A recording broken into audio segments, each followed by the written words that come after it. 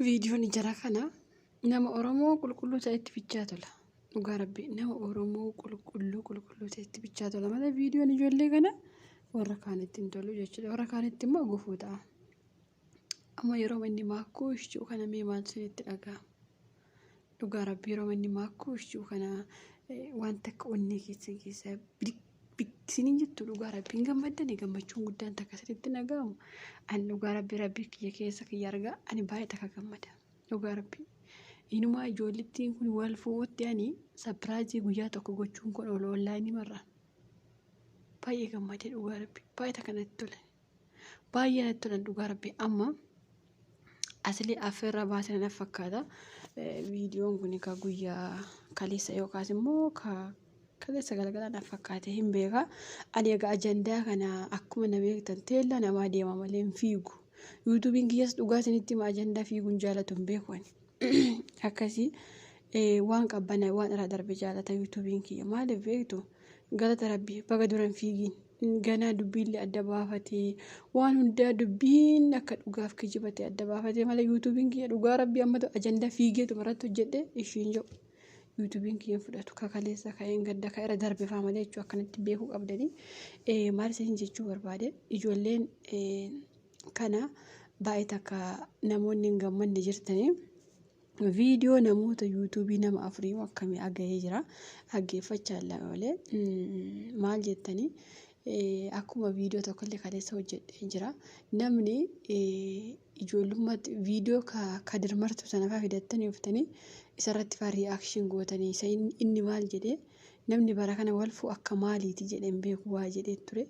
Inni garuu jechuma ilmi nama kamuu jecha dhuunfaasa fayyadamuu danda'a. Inni dubbatee jira isin immoo fuutanii suuraa maakkii fi suuraa ibsa irratti hiitanii namni bara kana wal fuudhee nama maaliiti akkuma inni sana jettanii an dhugaa isinitti wal fuudhuun baran ilaallatu sobaa kun namni tokko maal beektu bara sooromeen fuudhaa bara akkas ta'een fuudhaa bara sana ta'een fuudhaa jedha. Bara sana tikkeetti harka keetii qabdaati yeroo duutu beektaati. Ammatti namni tokko beeka akkuma jireenya harka isaa jiru tikkeettiin du'aa kun akkuma guyyaa harka isaa jiru bakka waan hunda akka harkaatti qabuutti qaxaroo qabata. Jireenyaaf qaxaroo hin qabatina dhugaa rabbi isinitti himaa. Umriin kee heeruma gahetana heeruma umriin kee fuudha gahetana fuudhi.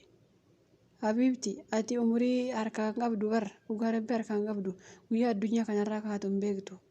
Namni tokko ammallaqa kiyya hin geeffanne an jireenya kiyya hin geeffanne. Ani heeruma hin geenye waan akkasii dhiisaa dhugaa rabbi argattan taanaan heeruma jiraadhaa uffadhaa jireenya keessan. Amma maasiniin jechuu barbaade walumaa gala amma maakkiitiin fi ibsishaa kana waan ajandaa godhatanii inumaayyuu namoonni baay'ee ijoolleen kun ijoollee miti iyyuu mee sirrii matti ilaalame hinda'u jechuun biyya arabaa kun hunda keenya ijoollee fakkeessa ijoollee xiqqishuu fakkeessuu danda'a. Okay dhiiga ijoollummaa ni qabanii garuu immoo jireenya beekanii jiraatanii borga nama wal gadhiisu suusiif walitti rarra'uu jiru kan jettanii amma fakkeenya ibsishaan dhiiraa dubartii itti rarra'u yookaas immoo dubartii itti fedhii isaa waan tokko fayyadamu hin dhabu. Maakkiin illee firiideemii ni qabdi yeroo isheetti akka hin taanetti fayyadamuu hin dadhabdu jechuudha. Kanaafuu akka nama rakkatee rakkoo dubartii qabu yookaas immoo rakkoo dhiiraa qabu bakka akka malee walitti dhufeetti akkatti nama ilaalina. Ilmi namaa kamuu taratiin tokko maal jedha beektani? Maal jedha humni ganama uumaa yaadni gargar dhufaa jedha. An dhugaa rabbi isinitti hima. Inumaa ijoollee ijoollummaatti wal fuutee dura jireenya holata. Maaliif beektu umriin kee deeme taanaan deemeera dhiisi. Fiigdee qaqqabduu dhiisi. Kanaaf isaan amma wal dhiisuu isaanoo maalii ta'uu isaanoo kana ta'uu fe'ii isaanii dhugaa rabbi waan moolee san hin qabne akkasii nama galateeffachuu barbaadu akka nama tokkotti asiliidha dhugaa dubbachuu. Asiliin kun bifa isaa ilaaluu dandeessani. Okay bifa isaa ilaaluu dandeessani. Keessi isaa akka fuula isaa kanaa miti. Indoo fuulli isaa namatti tola dhugaa rabbi kaarroo isaa waliin. Jechuun uummanni keenya kun bakka ijoolleen keenya isin keessaa warri miidiyaa kun tole namaan jetta waan ta'eef malee dhugaa rabbi asliin achaa fi asafee hin qabu. Hojjaa yoo ittee bareedina yoo ittee miidhagina yoo ittee dhugaa rabbi inna hedduu takka haa galatu. Maaliif beektanii yeroo tokko maal jedhee maakkii waan isheen rakkattu yoo jiraate maali jedhe waa dubbate waa'ee heeruma na fakkaate kanaach isheen ilmoo kiyyaa isheen intala kiyyaa natu heerumsiifata jedhee akkuma jedhe akka ilmi namaa jedhe osoo hin taane akkuma ofiisaa yaadetti heerumsiifate abbaatti ta'e. Gin ani koo yeroo duraa tokko dhugumatti waan firummaa fa'a qaban na fakkaate edaa inni arsiidha isheen Hararge. An dhugaa rabbi waan firummaa wayiifa walii qaban na fakkaate garuu yeroo ijoollee maal gootan suuraa ishee fi suuraa isaa waan baaleegee wayira tokko irratti yaa turan indee anaaf naa galuu dideeyyu ergisii viidiyoo isaa dhaggeeffadhu intala kiyyaa ilmoo kiyyaa isheen hangafa seenaati jedha akkuma jedhe kunoo heerumsiifatee bakka geessifatee ammallee bakka bashannanaa waliin deemaa jira akkuma argitanii viidiyoo san argitaniitu jedhe yaada maaliif sinii kaasee yeroo tokko nama tuffachuutti fiigna ilmi namaa kamuu waliin caalu ilmi namaa kan wal caalu yoo jiraate bifaani dhugaa rabbi amma fakkeenyaaf abaluun beekaadha jetta beekaan suni gara haadha isaa keessatti dhalan adillee ji'a sagalee alatti innillee ji'a sagalee alatti beekaan hin jiru addunyaa kanarra hundi wal qixxe dhugaa rabbi sanitti yoo hojjette yoo waa tokko yoo amalallee beeki ofii keef bal'isa ofii keef tashita kanaafuu asli waan hundumaa rabbiin guutee kenneefiira. Akkasumas immoo mucaa kana Faransaatti ofii kabajaa itti godhee gaafa inni achi deeme amma namni waa'ee makanaallee isa galateeffachaa jira dhugaa rabbi namni asli man galatoomu hin beeknu kaa hin beeknu ijoo wal kabajuu hin beeknu nuti maal beekna beektu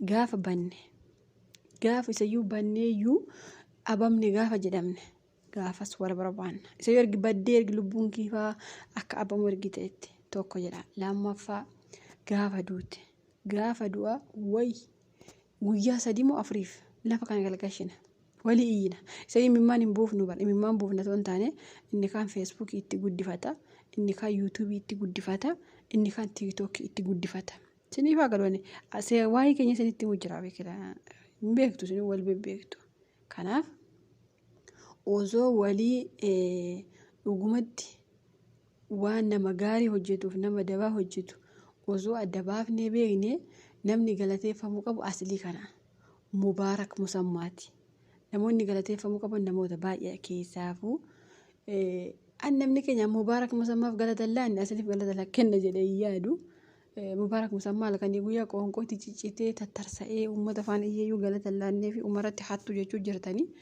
asliin kun immoo intala kana dhugaa dubbachuuf akkanatti akka intala isaatti kabajaa itti kennee gurbaa kana booleetii fidee sabiraayizii ishee godhee gara biisinitti mabeeki gurbaan Faransaatii gaafa fullee akkanatti mana sharrambaa jedhee eege sana guyyaa sana makiin qofaa ishee akkas goote sanallee asliin sun faanuma godhee waan hundaa gargaaree bukkee dhaabbatee akka obboleessaatti akka abbaatti habboo hedduu tokko haa galatoomu dhugaa rabbi asliif kabajaan malaafi kanaaf osoo beektanii aslii sanafaa galateeffattu galatoomii jettuun isimmaa hin dandeessan kaa amma toonni yookaan mataan na dhukkuba yookaan waa ta'e dhukkuba rabbi waa isaan godhin malee soonni waa ta'e borganama suuraa isaa fudhatanii kaatan isaaf miti bar miidiyaatti guddifachuuf ani suma dhugumaa sitti amala nama keenya sanitti akkasi.